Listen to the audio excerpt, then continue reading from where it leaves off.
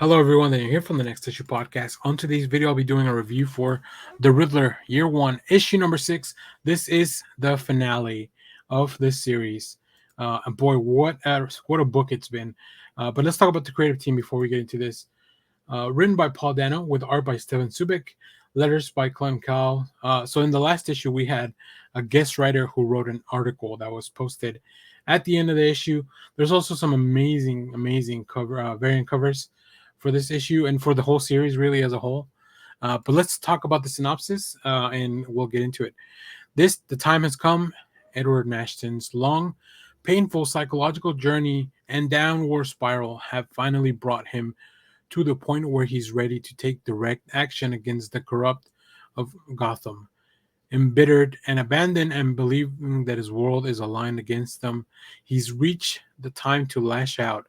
His extensive research and clandestine operations have left him with a deeper knowledge of the city's web of criminality more than anyone in Gotham, and now he knows exactly which targets to strike and when, as Edward finally dons the mask of the Riddler. The series ends right before the start of the first murderer's attack, shown in Matt Reeves' film The Batman.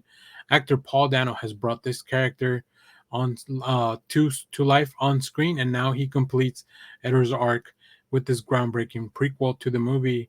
Together with artist Steven Subic, they crafted a disturbing and emotional tale, filling out the backstory of one of the most unique and terrifying villains that the Dark Knight has ever faced.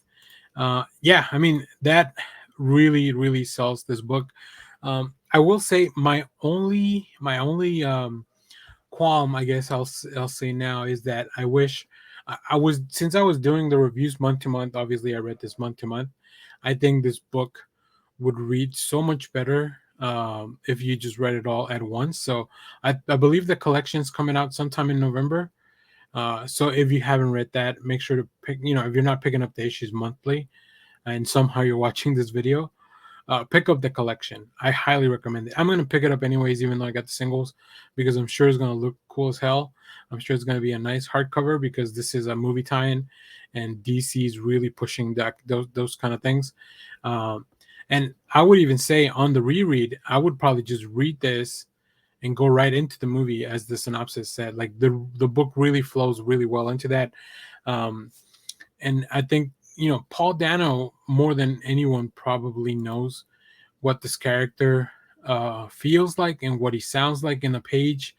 So I think he really brought that to life here in this book. Combined with Subik's amazing artwork that feels off kilter and not fully complete. Like it feels like a fuzzy memory, like you're retelling this in like something. It has a feel like that. It definitely also has a very gritty feel like the movie itself. So let's take out some preview art so you can see what I'm talking about. As we kind of dropped here, Edward is trying to help this one person escape. I won't go too much into details as to who she is, so you can kind of, if you've seen the movie, you probably know a little bit of what's going on, but I'll leave it vague in the review.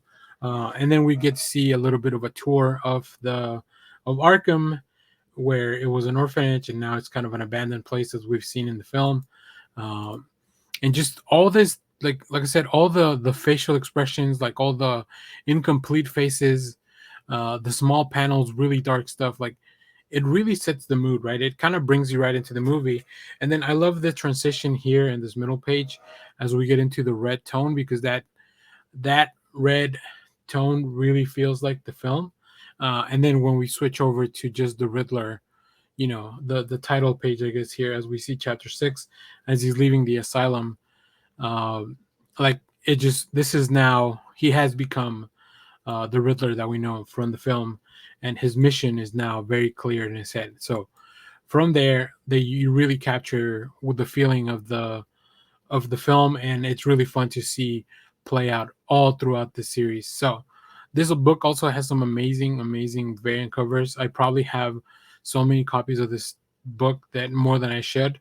But I mean, just the imagery for this film and this story has been amazing. Like whether it's Subic doing it in on the interiors, or whether some of these artists like Jacques and Senkevich that have been tasked with giving us some amazing covers. Yeah, this, like I said, this book really just ends right before the opening scene, and it's crazy to know. Like even though you know kind of where the story's going, the ride was really the fun part of this one. So very entertaining stuff.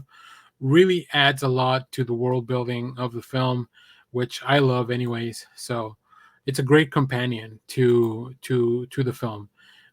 So I'd be curious to hear from like maybe some of the actors from the film or people that are working. I know they can't really talk about it right now because of the strike, but Matt Reeves could. The directors aren't on strike, so maybe I'll send him a tweet to see if he's read this. Maybe I'm sure he read this way in advance. So I wonder how much of the process Paul Dano was involved with, either editorial from DC or like people from the film from Warner Brothers. So I think that'd be interesting to explore. Hopefully, this strike comes to a resolution where everybody gets paid a fair wage soon, so we can, so people can talk about stuff like this. And as we get ready for more DC films, I hope that we do more tie-ins like this. I think these are fun, especially if the people involved. Like this week, we're also getting the actor plays Miss Marvel, Yvonne Villani. She's co-writing the Miss Marvel book. Like that stuff is cool, right? So just a little bit those little details connecting the movies and the TV stuff to the comics. It's always a lot of fun.